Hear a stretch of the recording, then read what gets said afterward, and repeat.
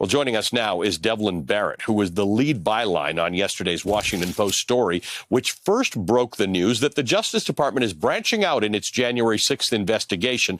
Devlin, good to see you. Thank you for joining us. Your reporting is that the subpoena requests have gone out in the past 2 months to what your officials describe, or what you describe as officials in former President Donald Trump's orbit.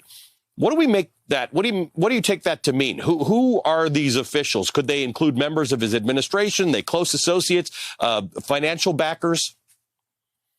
Well, I think the way to think about this set of information demands is that they're looking for what everyone's role was in January 6th. Remember, there's a lot of different things happening on January 6th, and part of the challenge for investigators is unpacking all the different pieces and seeing how all those different pieces work together.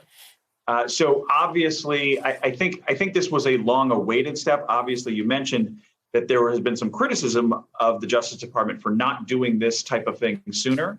But I think there was an expectation that they would eventually get here. It's just, for some folks not in the Justice Department, they think they could have done it sooner than they did. But really what they're trying to do is they're trying to essentially broaden the picture of all the activity on January 6th. And frankly, the activity before January 6th is becoming more and more important to investigators.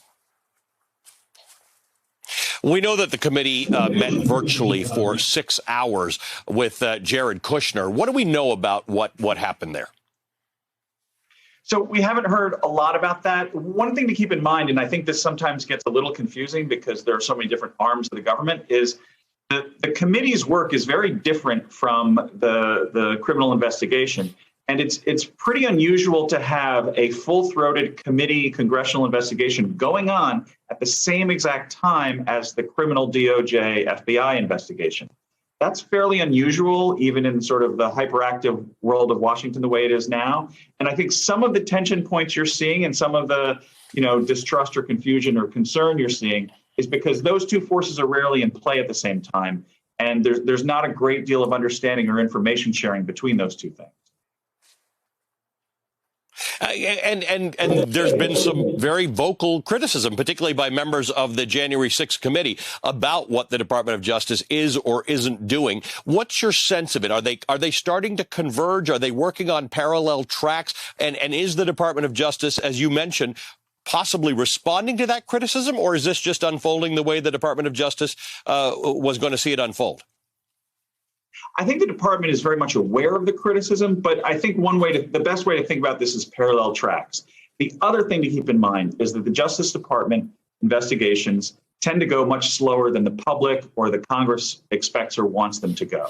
So I don't think this tension is going away, especially because the committee is trying to wrap up its work this spring and early summer. But I do think you're going to see essentially parallel courses going through this process. And I think you're going to see more and more indications that the Justice Department is looking at some of these things that are of concern to the committee, that are of concern to the public, but they're going to do it at their own pace. And I don't think the criticism that that's not fast enough. I think that criticism will stay there. But obviously, this indication is a big step forward in a lot of people's minds in the direction they wanted to see the Justice Department going.